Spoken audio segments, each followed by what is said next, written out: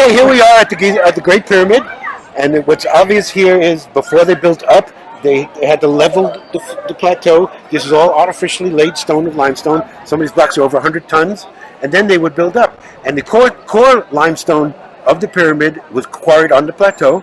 We've tested the stone full of salts and halides, but the pure limestone, which is all left, is just a little bit of the casing stones, is pure calcium carbonate.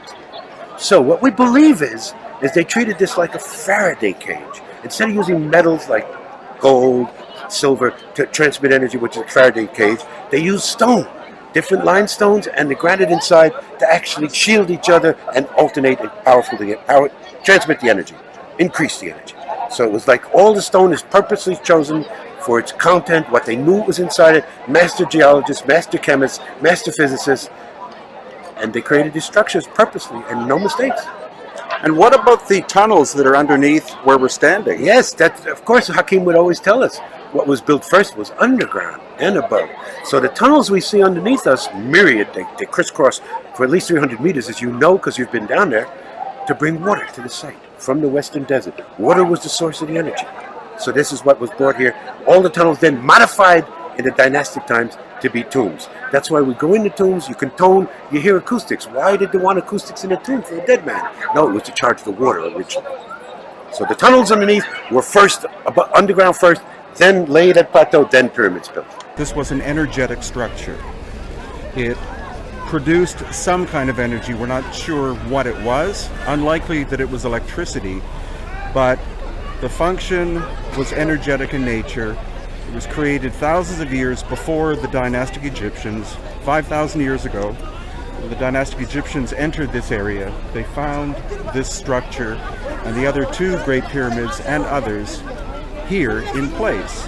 And so standard academia, as many of you already know who have watched, have got this completely wrong. This was not a tomb. There are tombs on the Giza Plateau, but those tombs were chambers that had been created thousands of years before the dynastic Egyptians were ever here. They utilized them because why dig a hole to bury somebody if there's already a hole in place?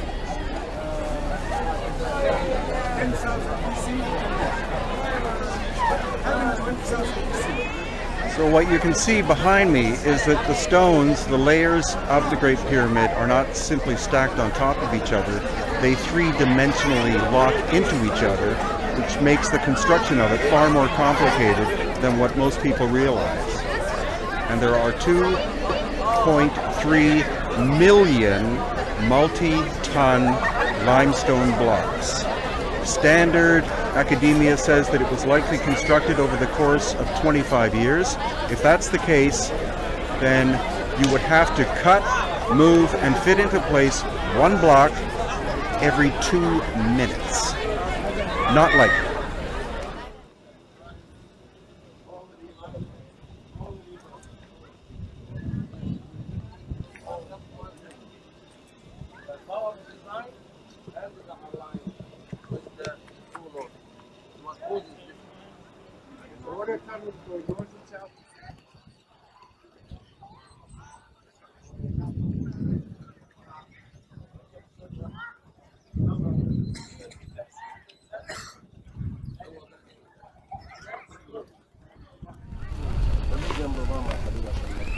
Or a circular so, or maybe flat.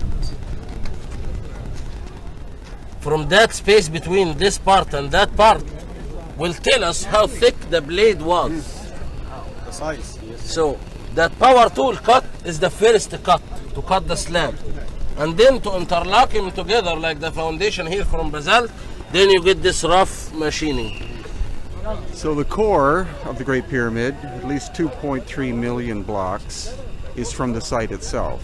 This is all limestone, so it was hewn from the plateau. The casing stone is Tour limestone, which is from Cairo, which is off in that direction, and the basalt is from the Red Sea area, most likely the Sinai. The weird thing is that the decomposition or breakdown of the basalt, it doesn't look like it's just the result of it sitting in the sun. It looks like something very destructive happened to it, and then the dynastic Egyptians reconstructed this area using the broken pieces.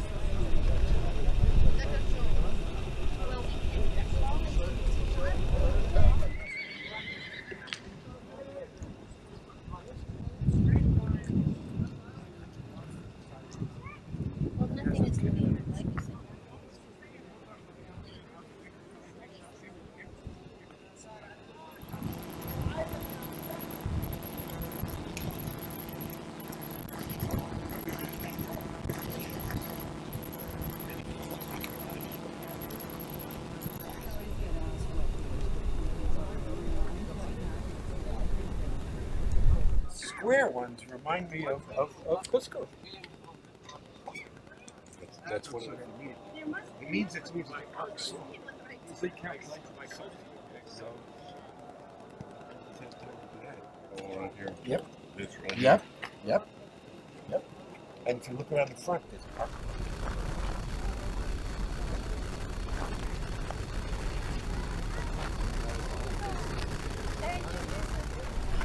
We can see the scooping marking on the granite stone, and this is the ancient lost technology for the rough cut or for the first cut on the stone. And we can see the knobs in many pieces of the stone, very similar to what we're going to see. This is again here, part of the scooping marking, the ones we're going to see around the unfinished obelisk in the quarry of granite stone in Aswan. My issue with that thing, the official story is talking about that the pyramid builders or the old kingdom era didn't have the capability to cut or quarry from the bedrock, from the mother rock. And all the granite stone we see here, and we're going to see in every structure that is related to the old kingdom, which means all the pyramids in the Giza Plateau, the granite stone in it was falling pieces beside the mountain or a loose piece. We find in the open court at least 16 pillars of single solid pieces of rose granite, and the one reaches around 5.5 meters. We're going to see some of them in the Valley Temple. So, in my opinion, what I see is reflecting some methods for those who did it, that they had like full capability of cutting and shaping and transferring that hard stone, and not somebody with primitive tools, because if I don't have the tools, I wasn't going to bother from the beginning and use this kind of stone. Plus, the types of granite stones we're going to see in many cases is very solid, while when we're going to see in the quarry, the granite stone in the surface is crumbling and deteriorating, but the ones they got is from the core. And if it was easy for people who didn't have the capability, why did all the other civilizations that inherited quarried from here? Even in Aswan, when we go to Elephantine Island, this is in Aswan, they quarried from the shrines there to build a temple for Satet. But you are in Aswan, why you didn't cut from the granite stone in the mountain itself? Of course, because it's challenging to do that, and it's much easier to recycle from a structure they already shaped the walls and smoothed it, and to reuse it in another temple is much easier than bring the rough stone and do the whole work from A to Z.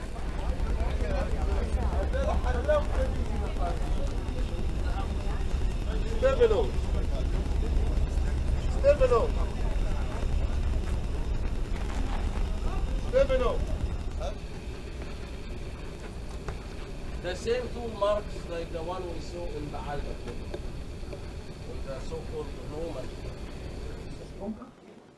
طلعت الزبون فيه فانا رحت واقف كده فبقول لي ما تجيب لي التذكره صح هات يا استاذ So you can see, for example, that the intention in this limestone piece was to house that granite stone. So both walls, why? much harder stone than the last. Of course, of course.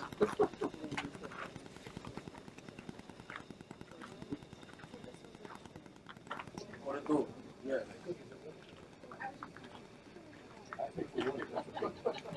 Well, we did so the last time with the water erosion in the other chamber, which we will go to.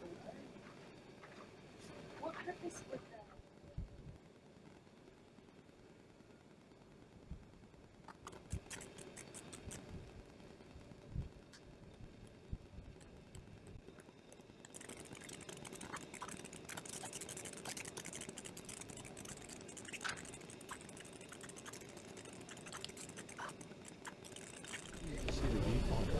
What's that? Can you actually see what it's Oh, just guessing. But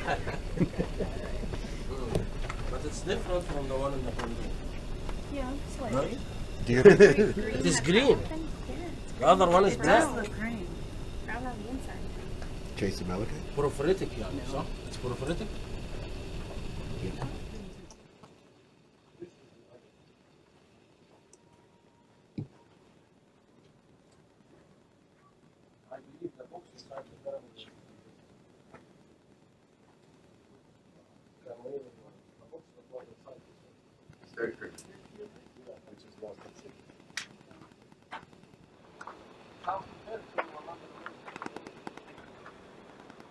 This is these marks. Hakeem would say. Some people already have some See them on the quarry where the quarry is. He said this was diamond tool marks. Well, it's And Chris said some type of facing tool. yeah. That's also what we saw at Baalbek, and what we'll probably see when we go to Petra And too. hopefully that'll document the age of that.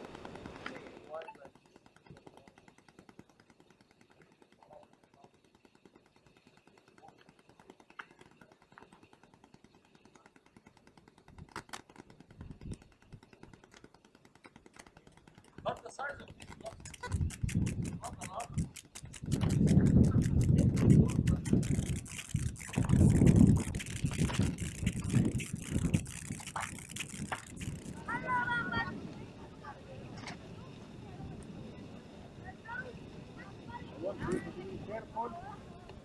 Be careful.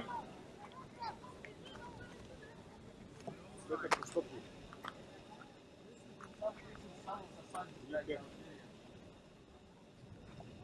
I think it was a symbolic barrier.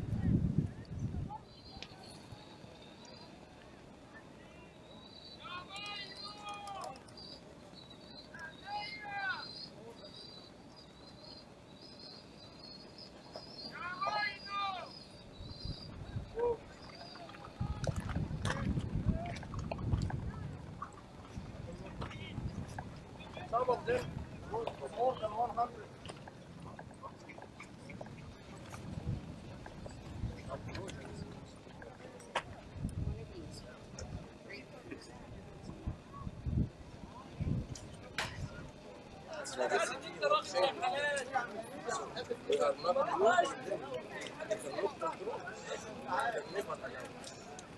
That's why people want it. It's all about awareness.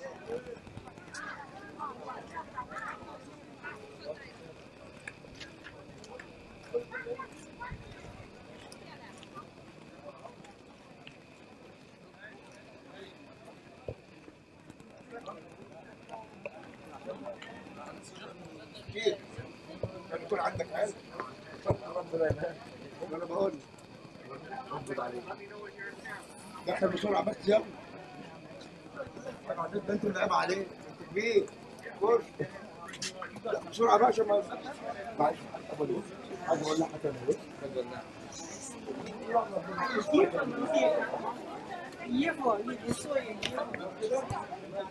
Let's go to that side.